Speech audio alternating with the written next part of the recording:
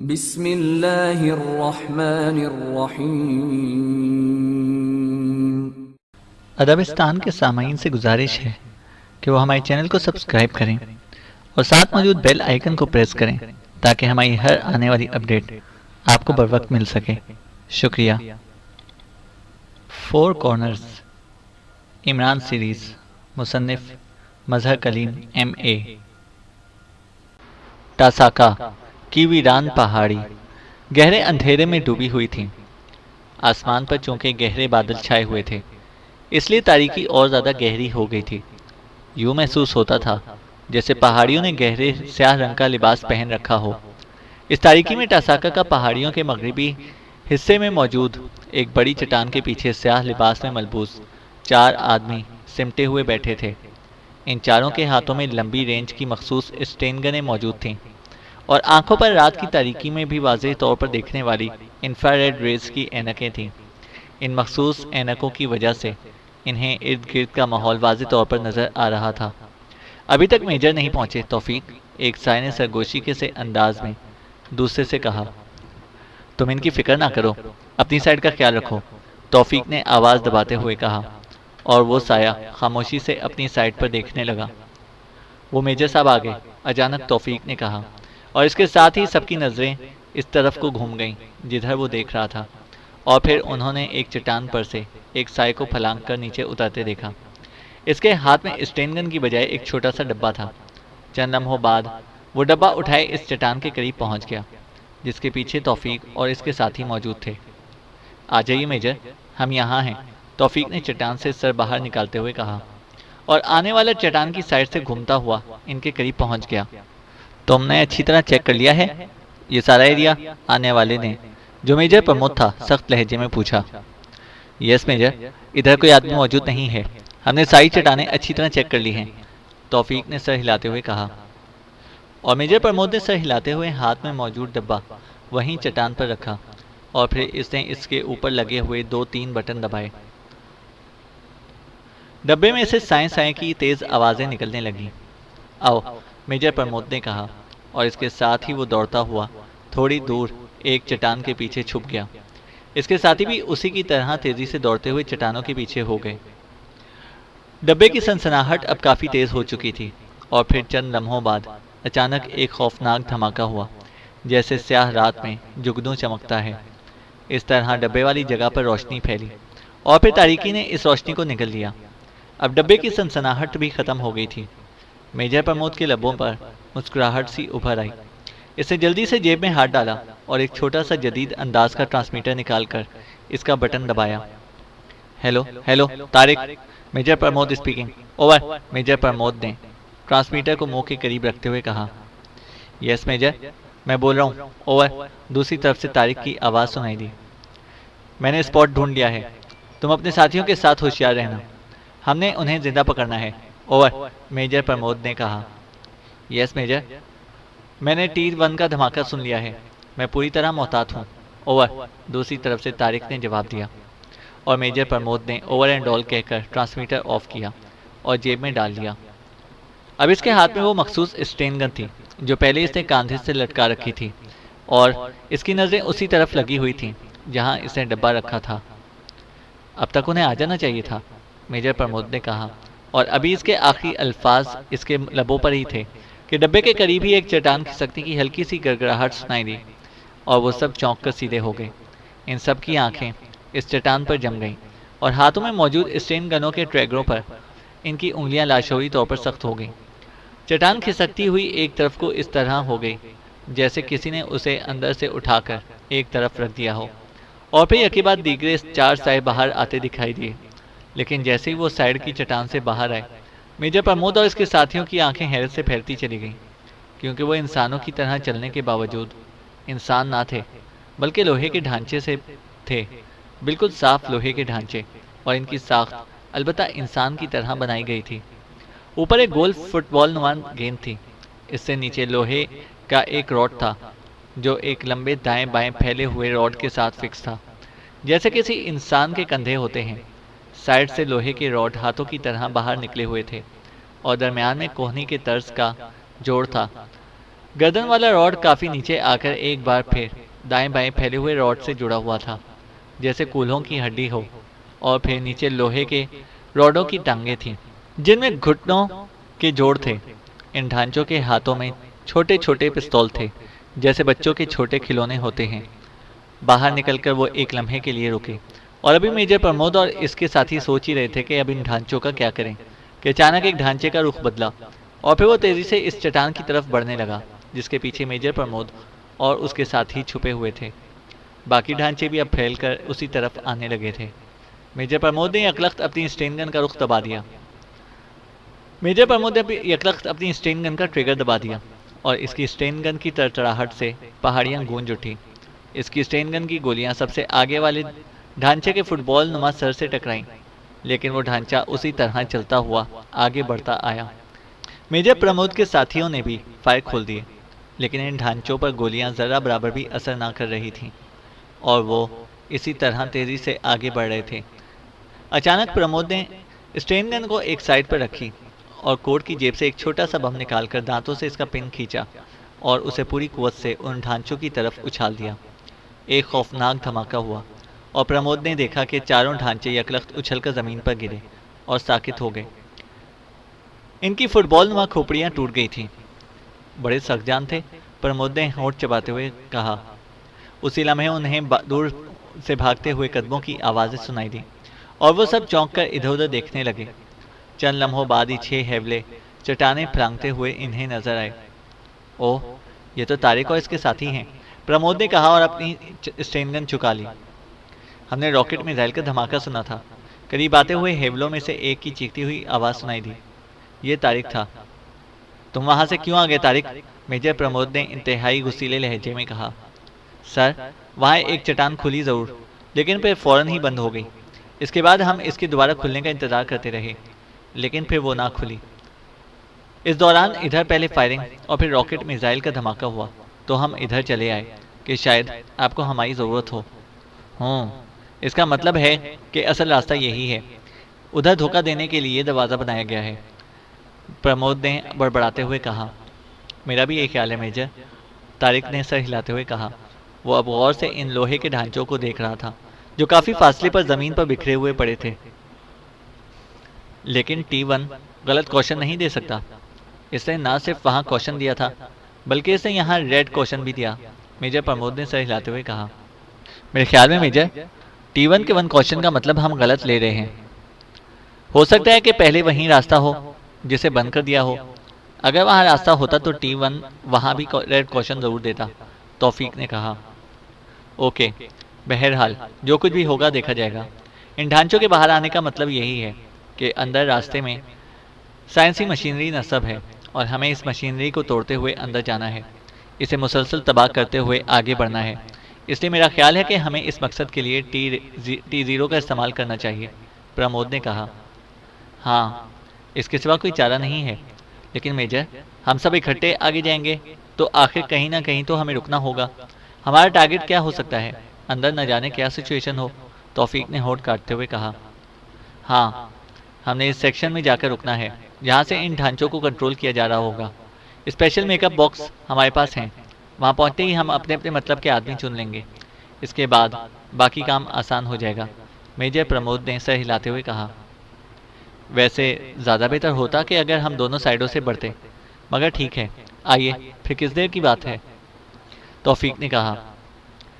اور میجر پرمود نے جلدی سے ہاتھ میں پکڑی ہوئی اسٹین گن کے نیچے لگے ہوئے ایک سرخ رنگ کے بٹن کو دبایا تو اسٹین گن سے دوبارہ ٹھک ٹھک کی آواز نکلی۔ اسی لمحے باقی ساتھیوں کی اسٹین گنوں سے بھی ایسی ہی آوازیں برآمد ہوئیں، اور اس کے ساتھ ہی میجر پرمود چٹان کے پیچھے سے نکلا اور دوڑتا ہوا اس طرف کو بڑھنے لگا جدھر ابھی تک چٹان کھسکنے کی وجہ سے خلاصہ نظر آ رہا تھا، اور جس میں سے وہ ڈھانچے برآمد ہوئے تھے۔ اس خلا کی چوڑائی کافی زیادہ تھی۔ پرمود نے اسٹین گن سیدھی کی اور پھر اس کا ٹریگر دبا دیا۔ اسٹین گن کی نال سے گولیوں کی بجائے نیلے رنگ کا شعلہ نکلا، اور اس کے ساتھ ہی خوفناک دھماکے سے خلا کا اندرونی حصہ پھیلتا چلا گیا، اور اس نیلی روشنی میں بے شمار چھوٹے بڑے پرزے چھت اور سائڈوں سے نکل کر فرش پر گرے۔ پرمود مسلسل ٹریگر دبائے اندر جاتی ہوئی سرنگ کی طرف بڑھتا چلا گیا۔ اور ہر طرف سے جیسے نیلے روشنی میں مشینی پرندوں کی بارش سی ہونے لگی۔ پرمود کے ساتھی بھی اسٹین گن اٹھائے اس کے پیچھے پیچھے دوڑ رہے تھے، اور چند لمحوں بعد ہی سرنگ ختم ہوئی اور سامنے ایک دیوار سی آ گئی۔ سب فائر کرو، پرمود نے چیخ کر کہا، اور اس کے ساتھ ہی اس پتھریلی دیوار پر جیسے نیلے شعلوں کی بارش سی ہو گئی۔ انتہائی خوفناک دھماکوں کے ساتھ ہی دیوار کا بہت بڑا حصہ غائب ہو گیا، اور اندر سے انسانی چیخوں اور دھماکوں کی آوازیں سنائی دیں، اور پرمود اچھل کر آگے بڑھا۔ وہ ایک بہت بڑے ہال کمرے میں تھا۔ اسی لمحے ایک طرف سے فائرنگ کی آواز سنائی دی، اور اس کے ساتھ ہی پرمود کو اپنے عقب میں کافی چیخیں سنائی دی۔ پرمود نے تیزی سے گھوم کر اس کی طرف فائر کیا، اور ایک بڑی مشین خوفناک دھماکے سے فرش پر بکھر پڑی، اور اس کی اوٹ میں چھپے ہوئے دو انسانی سائے بھی مردہ چپکلیوں کی طرح نیچے گرے۔ خبردار، ہاتھ اٹھا دو، میجر پرمود نے چیختے ہوئے ایک انسانی سائے سے کہا، جو جنگلی خرگوش کی طرح ایک کیبن کی طرف دوڑا جا رہا تھا۔ اس کے ساتھ ہی پرمود نے اس کیبن کی طرف فائر کیا، اور کیبن خوفناک دھماکے سے ڈھیر ہو گیا۔ وہ دوڑتا ہوا انسانی سایہ اچھل کر سائڈ کی دیوار سے ٹکرایا، اور پھر وہ ہاتھ سر سے بلند کر کے دیوار سے جیسے چمٹ کر کھڑا ہو گیا۔ پرمود بھاگتا ہوا اس کے قریب گیا، اور اس نے اسٹین گن کی نال اس کے سینے پر رکھتے ہوئے چیخ کر کہا، یہاں اور کتنے آدمی ہیں؟ پرمود کے لہجے میں خوفناک گراہٹ تھی۔ میں اکیلا رہ گیا ہوں، سب کچھ تباہ ہو گیا ہے، پورا سیکشن ختم ہو گیا ہے، لیکن تم لوگ بچ نہیں سکتے۔ گریٹ چیف باس کو اطلاع مل گئی ہوگی، اور اس آدمی نے کانپتے ہوئے لہجے میں کہا، اور اس کے ساتھ ہی اس کو اپکائی سی آئی، اور پھر وہ دھڑام سے پہلو کے بل گرا اور بے حس و حرکت ہو گیا۔ پرمود نے جلدی سے آگے بڑھ کر اس کے سینے پر ہاتھ رکھا، لیکن وہ ختم ہو چکا تھا۔ اس کے منہ کے کونوں سے نیلے رنگ کے جھاگ نکل رہے تھے۔ ہمارے کتنے آدمی؟ پرمود نے تیزی سے مڑ کر اپنے ساتھیوں کی طرف دیکھتے ہوئے پوچھا۔ طارق سمیت 6 ختم ہو گئے ہیں میجر، توفیق نے اداس لہجے میں کہا۔ میں یہ سارا ہیڈ کوارٹر تباہ کر دوں گا، پرمود نے ہونٹ کاٹتے ہوئے کہا، اور تیزی سے اس منہدم شدہ کیبن کی طرف دوڑ پڑا۔ اس کا چہرہ پتھر کی طرح سخت ہو چکا تھا۔ ٹی ماس کی خوفناک اور وسیع و عریض دلدل کافی دور تک پھیلی ہوئی تھی، اور اس میں سے زہریلے بخارات کے بھپکے سے اڑ رہے تھے۔ دور دور تک سرانڈ جیسی بدبو پھیلی ہوئی تھی، لیکن اس دلدل کے مشرقی کنارے پر 10 افراد بڑے اطمینان سے کھڑے تھے۔ ان سب نے گیس ماسک پہن رکھے تھے۔ ان کے جسموں پر سیاہ چمڑے کا چست لباس تھا، اور ہاتھوں میں مشین گنیں تھیں۔ میرا خیال ہے کہ کرنل اس دلدل کے اندر سے نہیں بلکہ کہیں سائڈ سے راستہ جاتا ہوگا، ایک آدمی نے گیس ماسک کے اندر لگے ہوئے ٹرانسمیٹر مائک پر بات کرتے ہوئے کہا۔ یہ کیپٹن حمید تھا۔ ہاں کیپٹن، میرا بھی یہی خیال ہے، اور ہمیں یہ راستہ ہر صورت میں تلاش کرنا ہے۔ اس کے ساتھ کھڑے کرنل فیدی نے ٹرانسمیٹر مائک میں ہی جواب دیا، اور پھر وہ غور سے ادھر ادھر دیکھتا ہوا دلدل کی سائڈ میں ایک پہاڑی سرنگ کی طرف بڑھ گیا۔ اس کے اس طرف بڑھتے ہی کیپٹن حمید اور دوسرے لوگ بھی ادھر ہی مڑ گئے۔ وہ سب ایک سیاہ رنگ کے ہیلی کاپٹر میں ابھی یہاں پہنچے تھے۔ ہیلی کاپٹر ایک سائڈ پر موجود کھلی جگہ میں کھڑا تھا، اور اس کے پنکھے کے پر ابھی ایسا گھوم ہی رہے تھے۔ اس پہاڑی سرنگ کے دہانے پر پہنچ کر کرنل فیدی رک گیا۔ وہ بڑے غور سے اس سرنگ کا جائزہ لے رہا تھا۔ رات انتہائی تاریک تھی، لیکن ان سب نے چونکہ اندھیرے میں واضح دیکھنے والی مخصوص اینکیں پہن رکھی تھیں، اس لیے انہیں ہر چیز اس طرح واضح طور پر نظر آ رہی تھی جیسے وہ دن کے اجالے میں دیکھ رہے ہوں۔ سرنگ بالکل قدرتی تھی، اور کہیں کوئی ایسے آثار نظر نہ آ رہے تھے جن سے محسوس ہوتا کہ یہاں انسانی ہاتھوں نے بھی کوئی تبدیلی کی ہو۔ کرنل فیدی آگے بڑھ گیا، اور ابھی اس نے تھوڑا ہی فاصلہ طے کیا ہوگا کہ اچانک اسے اپنے پیچھے آنے والے کیپٹن حمید کی گراہٹ ماسک ریسیور میں سنائی دی، اور اس کے ساتھ ہی ایک زوردار دھماکہ ہوا۔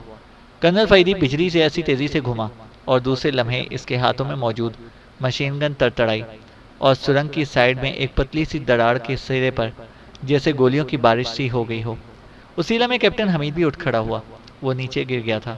اس نے اپنا ایک بازو دوسرے ہاتھ سے پکڑ رکھا تھا، اور دراڑ میں ایک آدمی کا جسم آدھا اندر اور آدھا باہر کو لٹک رہا تھا۔ رمیش، کیپٹن حمید کو سنبھالو، کرنل فیدی نے چیختے ہوئے کہا، اور تیزی سے اس دراڑ کی طرف دوڑ پڑا۔ اس نے اس آگے کو جھک کر لٹکے ہوئے آدمی کو گردن سے پکڑ کر باہر کھینچ لیا، اور وہ دراڑ میں داخل ہوا۔ دراڑ کے اندر داخل ہوتے ہی اسے معلوم ہوا کہ سائڈ میں ایک چھوٹی سی غار ہے اور یہ آدمی یقیناً اس غار میں موجود تھا کہ آہٹ سن کر باہر نکلا، اور اس وقت چونکہ اس درار کے سامنے سے کیپٹن حمید گزر رہا تھا اس لیے اس پر فائر کر دیا، لیکن اس سے پہلے کہ وہ دوسروں پر بھی گولیاں چلاتا کرنل فیدی نے اپنی بے پناہ پھرتی سے اسے مار گرایا۔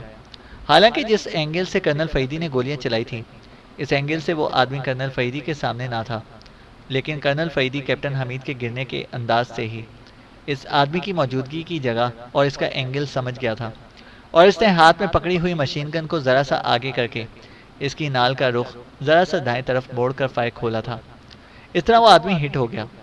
حالانکہ اس طرح اس اینگل سے فائر کر کے کسی کو ہلاک کرنا بظاہر ناممکن نظر آتا تھا، لیکن وہ کرنل فیدی تھا، ناممکن کو ممکن کر دکھانا اس کے لیے معمولی بات تھی۔ کرنل فیدی درار سے گزر کر اس غار نما کمرے میں داخل ہوا تو ٹھٹک کر رک گیا۔ اس غار کی ایک سائڈ پر ایک چھوٹی سی مشین نصب تھی جو کہ پبلک ٹیلی فون کے انداز کی تھی۔ کرنل فیدی اسے چند لمحے غور سے دیکھتا رہا۔ اسی لمحے کیپٹن حمید چند ساتھیوں کے ساتھ اندر داخل ہوا۔ اس کے بازو پر پٹی بندھی ہوئی تھی۔ زیادہ گڑبڑ تو نہیں ہوئی؟ کرنل فیدی نے کیپٹن حمید کی طرف مڑ کر پوچھا۔ نہیں، مجھ جیسی ڈھیٹ ہڈی پر کوئی گولی اثر نہیں کرتی، صرف بازو میں زخم آیا ہے، کیپٹن حمید نے مسکراتے ہوئے کہا، اور کرنل فیدی نے سر ہلا دیا۔ وہ ایک بار پھر اس مشین کو دیکھنے لگا۔ میں راستہ کھولتا ہوں، تم سب لوگ سائڈوں میں ہو جاؤ، یقیناً کوئی باہر آئے گا، ہمیں اسے زندہ پکڑنا ہے، کرنل فیدی نے کہا، اور اس کے ساتھ ہی کیپٹن حمید اور اس کے اندر آنے والے 3 ساتھی تیزی سے سائڈوں میں ہو گئے۔ کرنل فیدی نے مشین گن کا رخ اس مشین کی طرف کیا اور ساتھ ہی ٹریگر دبا دیا۔ گولیوں کی بارش اس طرح اس مشین سے ٹکرائی اور مشین ایک دھماکے سے ٹوٹ کر پرزوں کی صورت میں نیچے گری۔ آپ اسے چلا نہیں سکتے تھے؟ کیپٹن حمید نے پوچھا۔ نہیں، یہ ٹیلی فون کی طرز کی ہے، مخصوص نمبرز ڈائل کرنے پڑتے تھے اور نمبر معلوم نہیں تھے، کرنل فیدی نے جواب دیا۔ اسی لمحے کھٹکا سا ہوا اور اس کے ساتھ ہی مشین گن کی سائڈ سے چٹانی دیوار میں خلا پیدا ہوا اور وہ سب اور زیادہ سائڈوں میں کھسک گئے۔ دوسرے لمحے ایک نوجوان بڑے محتاط انداز میں اس خلا سے باہر نکلا۔ وہ حیرت سے ابھی زمین پر گرے ہوئے مشینوں کے پرزوں کو دیکھ ہی رہا تھا کہ کرنل فیدی کا بازو حرکت میں آیا اور نوجوان چیختا ہوا گیند کی طرح اچھل کر کیپٹن حمید کی طرف گیا۔ کیپٹن حمید نے اسے واقعی گیند کے سے انداز میں کیچ کیا اور دوسرے لمحے وہ نوجوان اس کے بازوؤں پر اٹھتا ہوا پلٹ کر پتھریلی زمین پر ایک دھماکے سے گرا اور کیپٹن حمید کے ایک ساتھی نے مشین گن کی نال اس کے سینے پر رکھ دی۔ نوجوان حیرت اور خوف سے آنکھیں پھاڑے ساکت پڑا رہ گیا۔ یہ ہلنے نہ پائے، میں بھی آ رہا ہوں، کرنل فیدی نے کہا اور پھر تیزی سے اس خلا میں داخل ہو گیا۔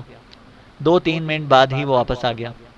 ٹھیک ہے، اسے اٹھا کر لے آؤ، دوسری طرف ایک کمرہ ہے جس میں مشین ہے، کرنل فیدی نے خلا میں نمودار ہوتے ہوئے کہا، اور کیپٹن حمید نے یکلخت اچھل کر پوری قوت سے نیچے پڑے ہوئے آدمی کی کنپٹی پر بوٹ کی ٹو انتہائی بے دردی سے ماری، اور نوجوان پانی سے نکلی ہوئی مچھلی کی طرح چند لمحوں کے لیے تڑپا اور پھر ساکت ہو گیا۔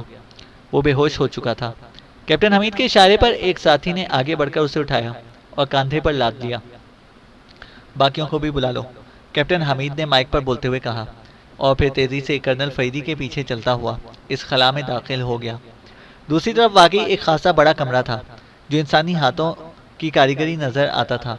درمیان میں ایک میز پر بڑی سی مستطیل مشین رکھی ہوئی تھی اور کرنل فیدی اس مشین پر جھکا ہوا تھا۔ کمرے کی ایک دیوار میں بنے ہوئے سوراخ سے مصنوعی روشنی نکل رہی تھی۔ جب سارے ساتھی اندر داخل ہو گئے تو کرنل فیدی نے مشین کا ایک بٹن دبایا اور اس کے ساتھ ہی وہ خود بخود بند ہو گیا۔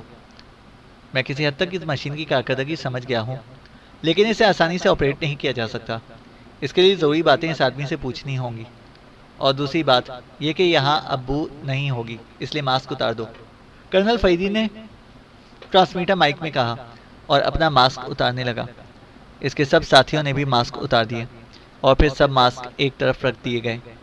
اسے ہوش میں لاؤ کیپٹن، کرنل فیدی نے زمین پر بے ہوش پڑے ہوئے نوجوان کی طرف دیکھتے ہوئے کہا، اور کیپٹن حمید اس پر جھک گیا۔ اس نے جھک کر پوری قوت سے نوجوان کے چہرے پر تھپڑ مارنے شروع کر دیے، اور چند ہی تھپڑوں کے بعد نوجوان کے جسم میں حرکت ہوئی تو کیپٹن حمید پیچھے ہٹ گیا۔ پہلے اس کے دانت چیک کرو، کہیں اسے کوئی زہریلا کیپسول نہ رکھا ہوا ہو، عام طور پر ایسا بڑی تنظیموں میں ہوتا رہتا ہے، کرنل فیدی نے کہا، اور کیپٹن حمید سر ہلاتا ہوا تیزی سے ہوش میں آتے ہوئے نوجوان پر دوبارہ جھک گیا۔ جبکہ زیرو فورس کے ایک آدمی نے اس کے سینے پر مشین گن کی نال رکھ دی تاکہ وہ ہوش میں آتے ہی کوئی حرکت نہ کر سکے۔ کیپٹن حمید نے ایک ہاتھ سے اس کے جبڑے بھینچے اور پھر جیسے ہی اس کا منہ کھلا اس کی انگلی تیزی سے اندر داخل ہوئی اور چند ہی لمحوں بعد کیپٹن حمید نے ایک سرخ رنگ کا کیپسول انگلی کی مدد سے باہر اچھال دیا اور اٹھ کر کھڑا ہو گیا۔ نوجوان کی آنکھیں کھل چکی تھیں اور وہ اب خوف اور حیرت سے کرا رہا تھا۔ اٹھ کر کھڑے ہو جاؤ، کرنل فیدی نے غراتے ہوئے کہا اور نوجوان جلدی سے اٹھنے لگا۔ زیرو فورس کا وہ آدمی جس نے اس کے سینے پر مشین گن رکھی تھی کرنل فیدی کا حکم سنتے ہی تیزی سے پیچھے ہٹ گیا۔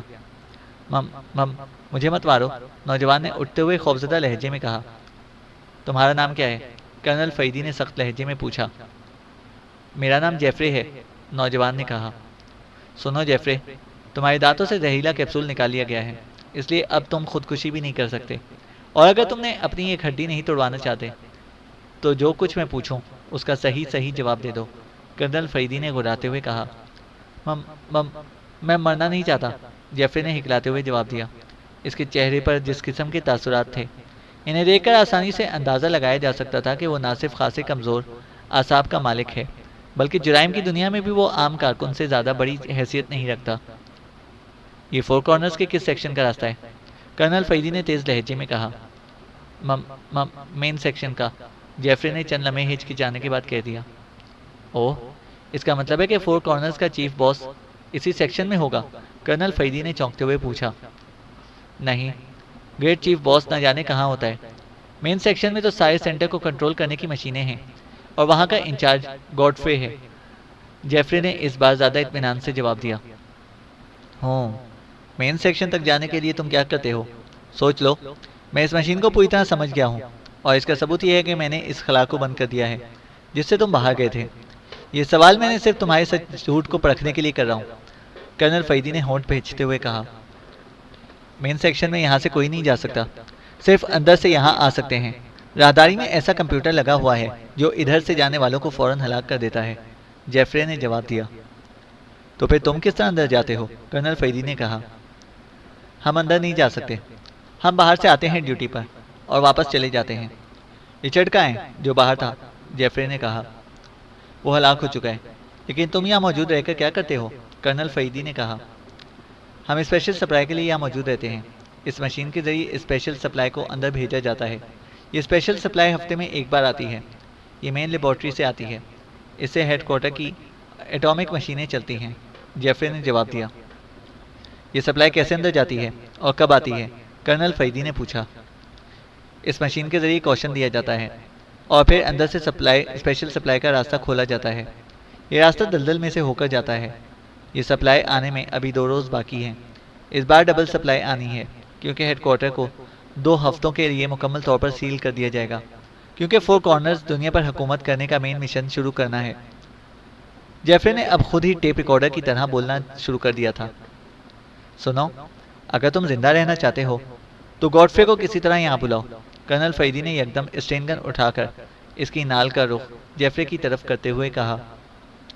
یہ ناممکن ہے، وہ کسی صورت بھی اس سیکشن سے باہر نہیں آ سکتا، جیفرے نے انکار میں سر ہلاتے ہوئے کہا۔ ٹھیک ہے، تو پھر تم چھٹی کرو۔ کرنل فیدی نے یکلخت ٹریگر دبا دیا اور جیفرے بری طرح چیختا ہوا گولیوں کی بارش میں ایک لمحے کے لیے لٹو کی طرح گھوما اور پھر دھڑام سے نیچے گر گیا۔ اس کا سینہ گولیوں سے چھلنی ہو گیا تھا، اب اس کی مزید ضرورت نہ رہی تھی۔ ویسے بھی اندر کے بارے میں کچھ نہیں جانتا، کرنل فیدی نے کہا اور دوبارہ مشین پر جھک گیا۔ اس سے چند لمحوں بعد مشین کے مختلف بٹن دبائے تو مشین کی ایک سائڈ سے ایسی آواز نکلی جیسے کوئی ٹرانسمیٹر آن ہو گیا ہو۔ یس، پوائنٹ 30، کیا بات ہے؟ اچانک مشین سے ایک بھاری آواز سنائی دی۔ باس، میں نے یہاں چند سائے دیکھے ہیں، دلدل کے کنارے، وہ چٹانوں میں چھپے ہوئے ہیں، کرنل فیدی نے جیفرے کی آواز میں جواب دیا۔ کیا کہہ رہے ہو؟ کیا تم ہوش میں ہو؟ جیفرے، تم اندر بیٹھ کر کیسے دلدل چیک کر سکتے ہو؟ دوسری طرف سے تیز لہجے میں کہا گیا۔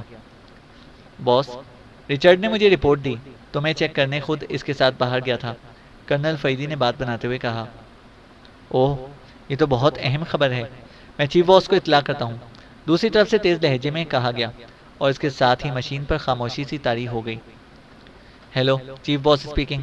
چند لمحوں بعد ایک بھاری مگر انتہائی کرخت آواز سنائی دی۔ جیفرے بول رہا ہوں باس، پوائنٹ 31 سے۔ میں نے اور رچرڈ نے دلدل کے کنارے چٹانوں میں چھپے ہوئے چند سائے دیکھے ہیں۔ کرنل فیدی نے جان بوجھ کر جیفری کا نام لیتے ہوئے کہا تاکہ دوسری طرف سے بولنے والا مطمئن ہو جائے۔ اوہ، کتنے آدمی ہیں؟ دوسری طرف سے پوچھا گیا۔ جو ہم نے دیکھے ہیں ان کی تعداد تو 4 ہے اور نہ جانے کتنے ہوں، کرنل فیدی نے جواب دیا۔ اوہ، یہ کون ہو سکتے ہیں؟ ٹھہرو، میں جانسن کو بھیجتا ہوں، وہ انہیں چیک کرے گا، دوسری طرف سے کہا گیا اور اس کے ساتھ ہی آواز بند ہو گئی۔ نہ جانے یہاں سے کدھر سے راستہ کھلے، اس لیے سب لوگ بےحد چوکنا رہیں، کرنل فیدی نے کہا، اور سب نے سر ہلا دیے۔ چند لمحوں بعد ہی اچانک فرش کا ایک حصہ کسی صندوق کے ڈھکن کی طرح اٹھنے لگا۔ وہ سب تیزی سے سائڈوں میں ہو گئے۔ ڈھکن کھل کر ایک طرف الٹ گیا اور اس کے ساتھ ہی ایک بھاری بھرکم وجود کے آدمی کا سر باہر نکلتا دکھائی دیا۔ اسی لمحے کیپٹن حمید یکلخت آگے بڑھا اور دوسرے لمحے وہ آدمی چیختا ہوا اچھل کر باہر فرش پر آ گرا۔ کیپٹن حمید نے اس کے بھاری بھرکم وجود کو اس طرح کھینچ لیا تھا جیسے وہ کوئی دبلا پتلا آدمی ہو، اور کرنل فیدی نے یکلخت اس کے سینے پر مشین گن رکھ دی اور ساتھ ہی بوٹ کی ٹو پوری قوت سے اس کی کنپٹی پر جما دی۔ وہ آدمی مچھلی کی طرح تڑپا اور اس سے سنبھل کر اٹھنے کی کوشش کی، لیکن کرنل فیدی کی لات ایک بار پھر حرکت میں آئی اور اس بار وہ چیختا ہوا نیچے گرا اور اس نے ہاتھ پیر پٹکنے شروع کر دیے اور پھر وہ ساکت ہو گیا۔ سیڑھیاں نیچے جا رہی ہیں اور ان کا اختتام نظر نہیں آ رہا، کیپٹن حمید نے فرش میں پیدا ہونے والے راستے سے جھانکتے ہوئے کہا۔ اب نیچے جانے کا یہی راستہ اختیار کرنا ہوگا۔ میرے خیال میں جیفری کو اب تک اس راستے کا علم نہیں ہوا، کرنل فیدی نے کہا، اور ساتھ ہی اس نے آنے والے کے سینے پر مشین گن کی نال رکھ کر ٹریگر دبا دیا اور بے ہوش آدمی حرکت بھی نہ کر سکا۔ کرنل فیدی نے مشین کا رخ موڑا اور دوسرے لمحے اس مشین پر گولیوں کی بارش سی ہو گئی اور اس کے پرزے ادھر ادھر بکھر گئے۔ چلو، کرنل فیدی نے تیز لہجے میں کہا، اور پھر اچھل کر وہ اس خلا میں بنی ہوئی سیڑھیوں پر نیچے اترتا چلا گیا۔ کیپٹن حمید اور باقی ساتھی اس کے پیچھے اترتے چلے گئے۔ سیڑھیوں کا اختتام ایک لوہے کے دروازے پر ہو رہا تھا جس کے اوپر سرخ رنگ کا بلب جل رہا تھا۔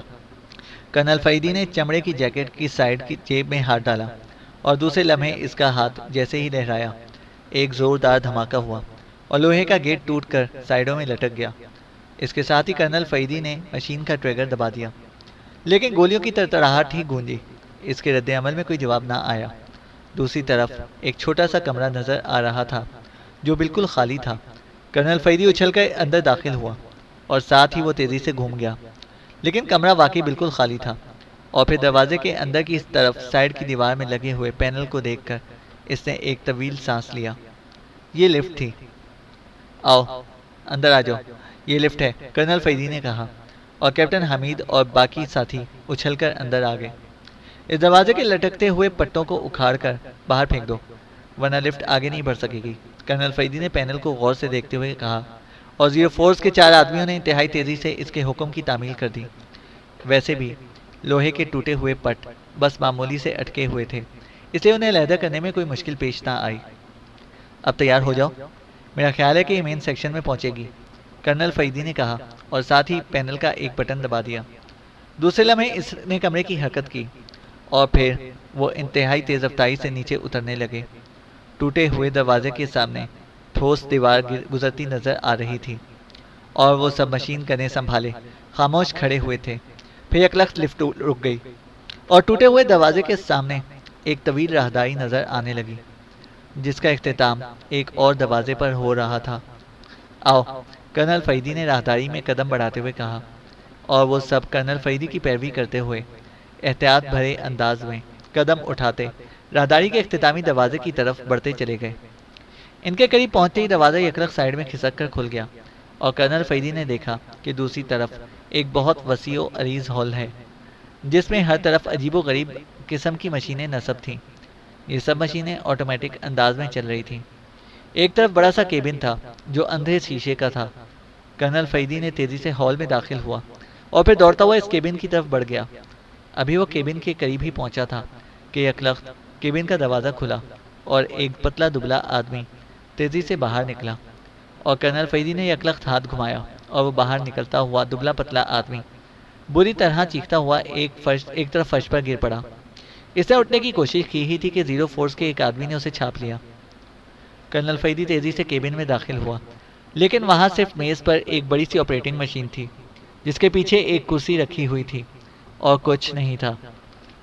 اسی لمحے باہر سے کسی کے کراہنے کی آواز سنائی دی اور کرنل فیدی تیزی سے گھوما، لیکن پھر رک گیا کیونکہ اس دبلے پتلے آدمی کو اس نے گرتے ہوئے دیکھا تھا۔ اس کے سر پر وار کیا گیا تھا۔ کرنل فیدی آگے بڑھ کر اس آپریٹنگ مشین کو دیکھنے لگا۔ اس کے درمیان ایک بڑی سی اسکرین نصب تھی جس میں تیزی سے مختلف مناظر بدل رہے تھے۔ اچانک اس پر دھماکہ سا ہوا اور اس کے ساتھ ہی ایک نوجوان کی تصویر ابھر آئی۔ گوڈفرے، پورے سیکشن 3-1 کو لاک کر دو۔ سیکشن 1 کو نامعلوم افراد نے مکمل طور پر تباہ کر دیا ہے۔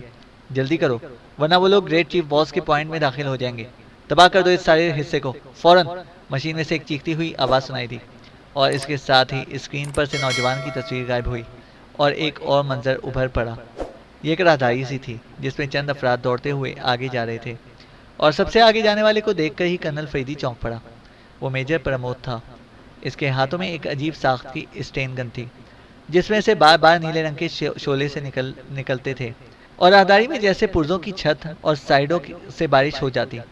اس کے ساتھ ہی یکلخت مشین میں سے تیز سیٹی کی آواز نکلی اور ابھی کرنل فیدی چونکا ہی تھا کہ یکلخت مشین کی اسکرین پر ایک بھاری مونچھوں اور انڈے کی طرح گنجے سر والے آدمی کا چہرہ نظر آیا۔ اس گنجے کی آنکھیں غصے سے چراغوں کی طرح جل رہی تھیں۔ گوڈفرے، فوراً اپنا سیکشن سیل کر دو۔ میں نے 3 ٹارگٹ فائر کرنے کے احکامات دے دیے ہیں۔ ایک چیختی ہوئی آواز سنائی دی اور اس کے ساتھ ہی نہ صرف منظر غائب ہو گیا بلکہ اسکرین بھی تاریک ہو گئی۔ اوہ، یہ 3 ٹارگٹ کیا ہے؟ کرنل فیدی نے چونک کر کہا اور باہر ہال میں آ گیا جہاں اس کے باقی ساتھی خاموش کھڑے تھے۔ مشینیں مسلسل چل رہی تھیں کہ اچانک چھت پر سے یکلخت سرخ رنگ کی روشنی کا دھارا سا پھوٹا اور اس کے ساتھ ہی انہیں یوں محسوس ہوا جیسے ان کے ذہنوں پر کسی نے شبخون مار دیا ہو۔ ان کے ذہن یکلخت تاریک ہو گئے تھے اور پھر وہ سب خالی ہوتے ہوئے بوروں کی طرح وہیں فرش پر ڈھیر ہوتے چلے گئے، کرنل فیدی اور کیپٹن حمید سمیت۔ البتہ مشینیں اسی طرح مسلسل چل رہی تھیں۔ چینل کو سبسکرائب کریں اور بیل آئیکن کو پریس کریں تاکہ ہماری ہر اپڈیٹ آپ کو بر وقت مل سکے۔